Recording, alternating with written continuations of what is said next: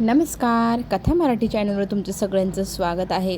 तूही माझा मितवा या सिरियलमध्ये आपण पाहत आहोत.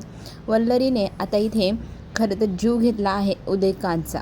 तो सतत पैसे मागत होता. पोलिसांना पकडला गेला तर तिचं नाव सांगेल ह्या गोष्टीची पण भीती तिला होतीच.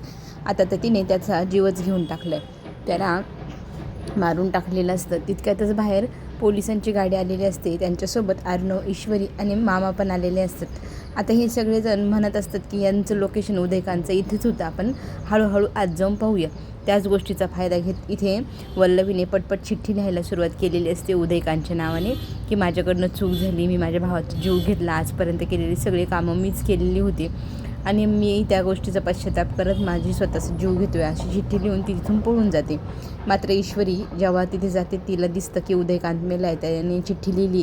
ती चिठ्ठी वाचल्यानंतर ईश्वरीला विश्वासच बसत नाही, कारण तिची आई सांगत होती की या सगळ्या कामांमागे एक बाई होती आणि हे आजपर्यंत जे काही त्याने केलं त्याच्यामागे एक बाई होती. मग ती बाई होती तरी कोण, तिचा डाऊट आहे की त्याच बाईने ह्या माणसाचा जीव घेतला असेल, म्हणजे उदयकांतचा.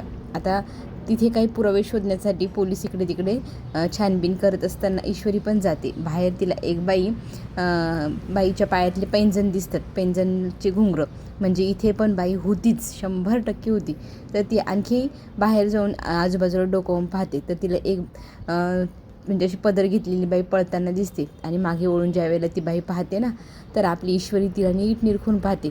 ईश्वरी आणि वल्लवी ह्या दोघींची नजरेला नजर भिडते. आता सगळा खुलासा ईश्वरीसमोर झाला आहे.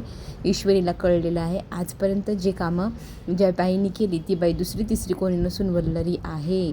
चला तर मग धमाकेदार एपिसोड असणार आहे पुढील भाग आपला, तर आपण तो एन्जॉय करूया. आत्ता घेऊ छोटीशी विश्रांती, पुन्हा भेटूया. धन्यवाद.